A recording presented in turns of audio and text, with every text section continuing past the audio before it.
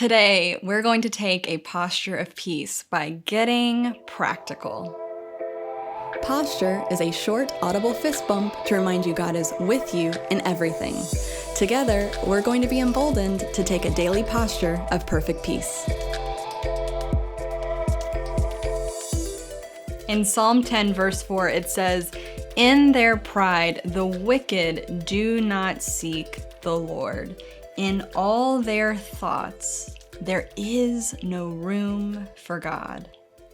I get a lot of questions about peace. I mean, no surprise, right? Of course, the whole topic of Posture Podcast is, of course, embracing the promise of perfect peace. So I get a lot of questions about peace. I get a lot of questions asking for the practical. How do I get peace? How do I stay peaceful? How do I overcome the opposite of peace? Anxiety, worry, fear, doubt, etc. So to answer that, let's go back to the promise for perfect peace that we find in Isaiah 26:3. It says this about the Lord. It says, "You, Lord, keep in perfect peace those whose mind is stayed on you because they trust in you." When it comes to perfect peace, it really doesn't get more practical than this. You have to keep your mind stayed on God. How do you do that? You keep your mind stayed on God, remaining fixed on God, leaning into His nature, resting in His promises, set on His truth. This is the posture of peace. You know, you don't always get to choose the thoughts that pop in your head. Like, not every thought you think is your own, right? Like, you may see something, you may hear something, and that can spark immediate thought. You don't always get to choose what thoughts come in your mind, but you do get to choose which thoughts stay in your mind and which thoughts your mind will stay on.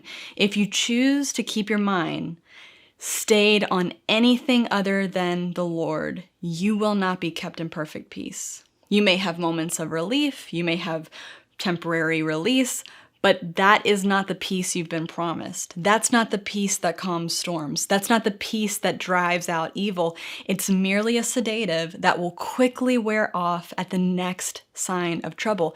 This is why people struggle so much with believing that perfect peace is possible, because they don't understand what peace is. Do not be deceived into believing that you have no control over your mind. And do not buy the lie that thinking only of the Lord is somehow short-sighted, that His ways, His majesty, His nature, His promises, His truth should not be at the forefront of every thought we think, every word we speak, every action we take. You know, Satan tries to camouflage pride as enlightenment and faith as foolishness. This past week, have you been seeking the Lord more than you've been scrolling through your post or news reports? Is there room in your thoughts for Him? Or have you bought the lie that to make much of His majesty, even in the midst of painfully hard circumstance, is somehow backwards or unloving of others or irresponsible or spiritually bypassing an issue or a form of toxic positivity? If you've bought the lie, I have such good news. You can change your mind. You can change your mind right now. It's called repentance, changing your mind, moving forward in the truth. Only you can change your mind. I can't change your mind, and the Lord won't change your mind, because you're not His puppet. You're His beloved child, and He has given you your own will so that when you worship Him, it's in spirit and in truth, not out of obligation or because of manipulation. How do you practically get peace, have peace, keep peace? You practice this. You may have to change your mind 1,000 times today, but you know what? Tomorrow it may just be a couple hundred times, and the next day even less than that. Practice will make permanent.